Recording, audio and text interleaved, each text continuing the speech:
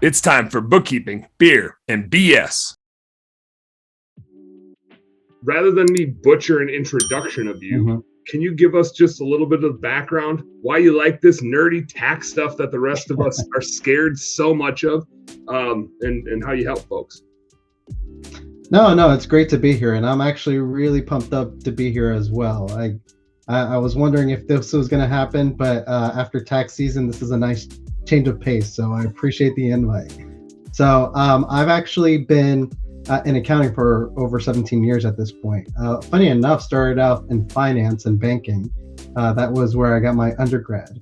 But you and I pulled the switcheroo. I started in accounting, and then I was like, I'm gonna go the finance route. You started in finance and went the accounting route. Interesting. Yeah. So I switched things up a little bit. Started out from the very bottom, just as a standard accounting clerk. Worked my way up to accounting manager. Eventually shifted over and became national accounting manager. Worked with some very large firms. Firms you've probably heard because they're national firms. Taylor Morrison Homes. They're based out of UK. Brinks, which handles all like the security, right? Security. Yeah, they got those security cars, and every time you're like thinking like you're a movie star, you're like, oh, I'm gonna rob one of those things and take it in. And I don't know what you would do, but I was like, every time I see one of those, I'm just like, oh, I wonder if they use that one in a movie somewhere. Because I just assume that if there's an armored car, it's a movie prop. Yeah. So that was fairly short time. I actually worked more also in the nonprofit sector. Worked with a large healthcare organization, helped them implement a massive standard, and I'm talking about $1 billion healthcare organization, corporate wide. I was the one person really heading up the implementation of a standard, new software, going across the whole corporate hierarchy, trying to get things in order. So there's some joy in being the guy, and then there's some like crap like in being the guy. Yes, they all have to come with me with their questions. Oh crap, they all have to come to me with their questions. I feel like you get like double-edged sword on that one. Yeah. So Excel is actually is one of my languages. Apparently, it's a second language. Can we claim that now? Is like on a resume? Can you claim you're bilingual if you're good with Microsoft? I do. I really in the accounting world, it's understood. It's kind of like a second skill, you're automatically expected to know it. So I can make the thing sing. I can program it in such ways it'll do things you never thought it could do. So now wasn't there like a show called Excel Wars or something like that where like the best Excel programmers would like compete against each other? I've heard stuff like that, but I've never had a chance. Actually, that would have been ideal for me.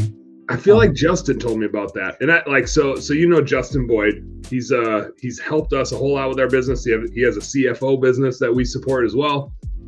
He and I were like in the same nerdy honors accounting classes together in college, and I was always like, Justin, what the hell does this mean? But I thought I was like pretty good at spreadsheets, and then I watched Justin do some stuff with spreadsheets, and I was like, oh. Like, yeah, you can literally like program the thing like it's a damn website, right? And he gets in Visual Basic and does that thing. And then he's like, dude, I suck. Like the better you get at it, the more you realize like you don't know nothing. It's crazy. And I'm just like, man, I can sum if formula and VLOOKUP like nobody's business. But you start getting into a match index, and I'm just like, oh, I'm good. Justin, write this next formula. Yeah, I layer those babies. It's actually pretty crazy, and it's funny that we're talking about this on a Monday night. Wait, it is Monday, right? I don't know. I'm used to Wednesdays. You could fool me. Yeah. So most recently, just going back to my experience, working with an international organization called Cushman & Wakefield as a CPA advisor, so helping brokers and very large firms around the world just do a lot of advanced occupancy analyses and looking at the real estate side of things as well, and looking at tax implications of different transactions. And it's very involved. So very, very large common names that you have heard, household names. I have dealt with many of them. At what point in the corporate career that you went through, what was the trigger for you to be like, hey, I think I'm going to switch out of working with behemoths and start working with Dan Platas. Like, what was there a point in time where you're like, that's the guy I want to help, or was it a sequence of events type of thing? It's just amazing the amount of work that you do within the corporate world and the types of things and how involved you are in different accounting concepts that really you can really delve deep into it and just make a whole career out of it. Like you mean like specializing in just a really like specific thing? Yes. I mean, every like a corporation like Cushman and Wakefield, or even my last organization like Orlando Health. I mean, there are so many aspects to finance and accounting that you can delve into. And I realized the potential of what I was able to accomplish for multi-billion-dollar corporations. And I always had an entrepreneurial spirit to myself, something that didn't allow me to be satisfied in just, doing these things for the benefit of a large corporation. And so, I'd always get approached by different businesses, smaller businesses, comparatively like smaller tax issues, I would say. But I mean, it's all essential for running businesses. So it's definitely important work. So I found a lot of satisfaction in being able to do that and pursuing that avenue, and realize that there's so much power in being able to help people develop their businesses, and so much satisfaction in doing so. Yeah. So I think it kind of goes wasted and just kind of, just focusing on very well-developed businesses, multi-billion-dollar organizations. I'd rather be able to get my hands dirty with smaller businesses, medium-sized businesses, and feel like I have partnered up with them.